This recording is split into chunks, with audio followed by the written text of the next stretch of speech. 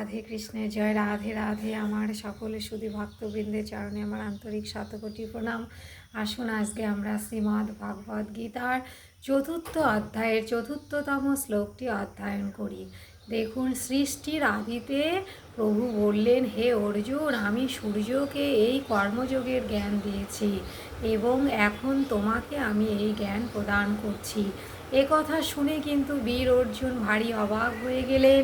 তিনি ভাবলেন, ভগবান শ্রীকৃষ্ণ এমন কি কথা বলছেন, কেন তিনি এই রকম কথা বলছেন? কারণ সূর্যের জন্ম হয়েছে আমাদের সৃষ্টির প্রাককালে, কিন্তু ভগবান শ্রীকৃষ্ণ তো কিছুকাল পূর্বেই তিনি জন্মগ্রহণ করেছেন পিতা বাসুদেব মাতা দৈবকীর কোলে।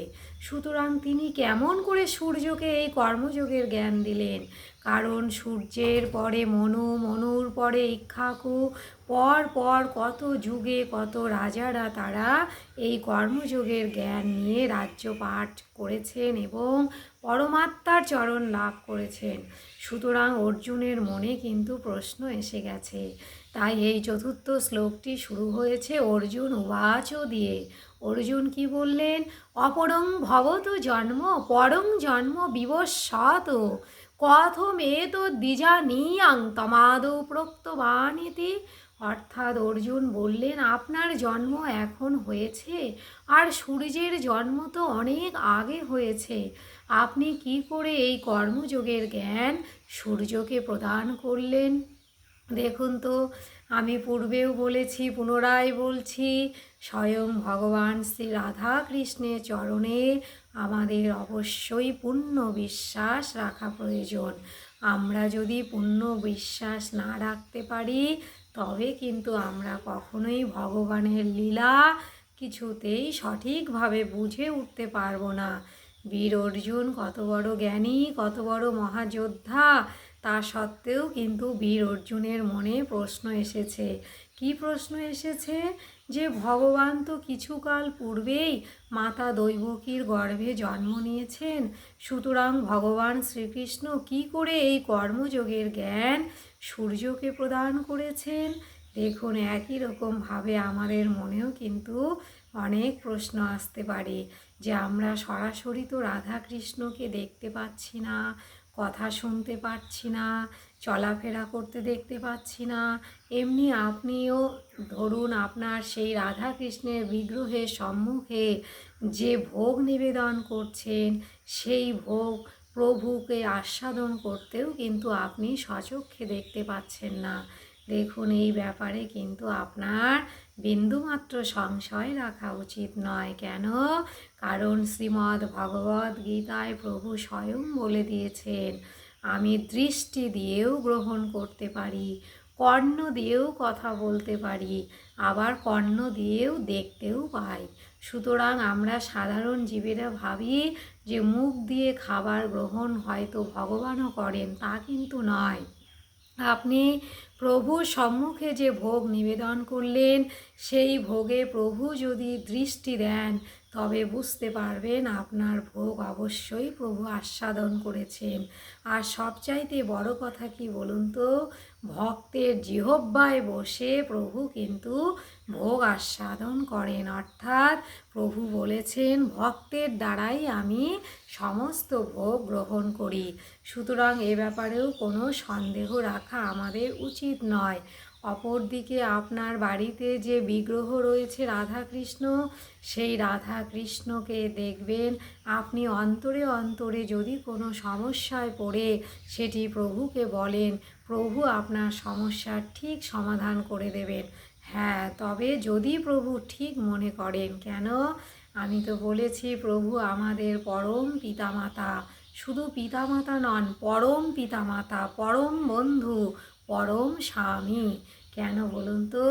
ধরুন, একটি সন্তান যদি পিতাকে বলে, পিতা আমাকে 50,000 টাকা দাও তো, আমি কিছু গুলি এবং বন্দুক কিনে আমি দেশদ্রোহী কাজ করব। বলুন তো, আপনি যদি সঠিক পিতামাতা হন, আপনি যদি আপনার সন্তানের মঙ্গল কামনা করেন, আপনি কি কখনো সন্তানকে 50,000 টাকা দেবেন সেই বন্দুকগুলি কিনে দেশদ্রোহী কর্ম করার জন্য?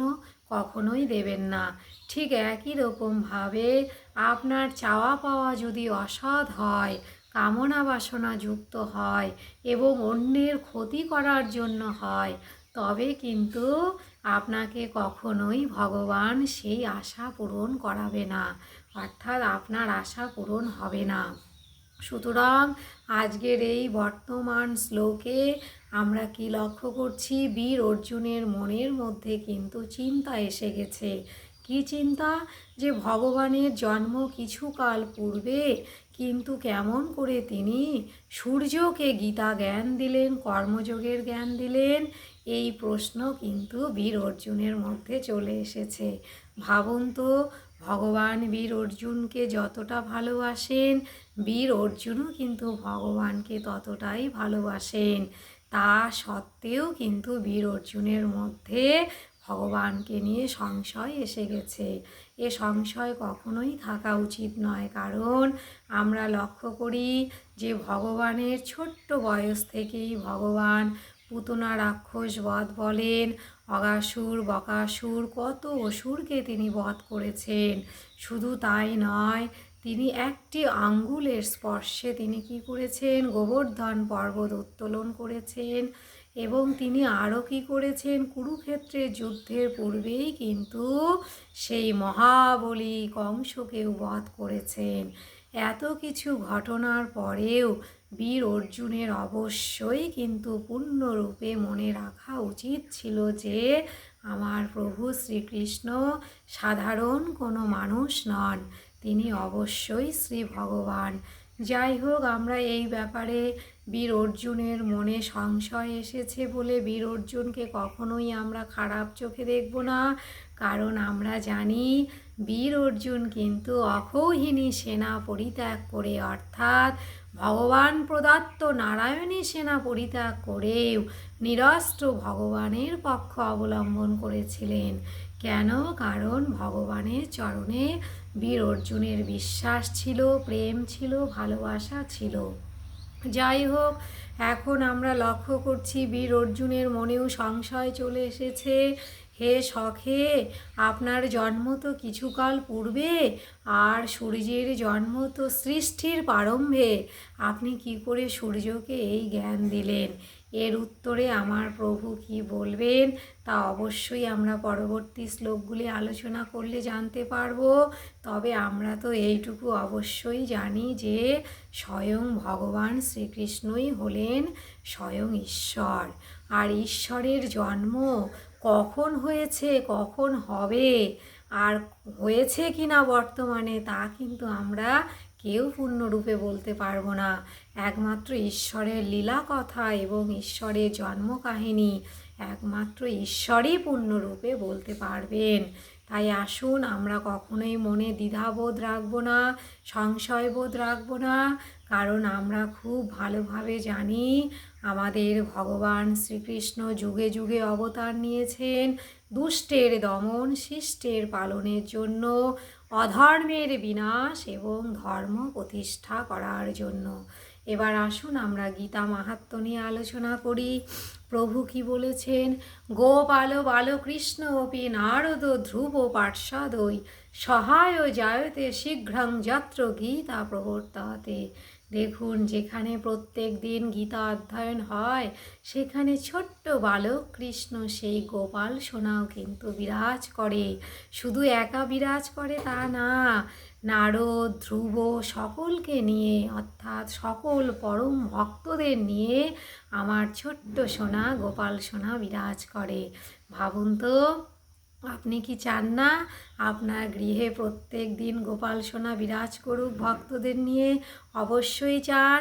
তবে কি করতে হবে? আপনাকে প্রত্যেক দিন গীতা অধ্যয়ন করতে হবে, তবেই কিন্তু গোপাল সোনা আপনার সংসারে থাকবে। নিশ্চয়ই ভালো আছেন, খুব ভালো থাকবেন। এই বলে ভিডিওটি এখানেই বিশ্রাম রাখছি। জয় শ্রী রাধে কৃষ্ণ।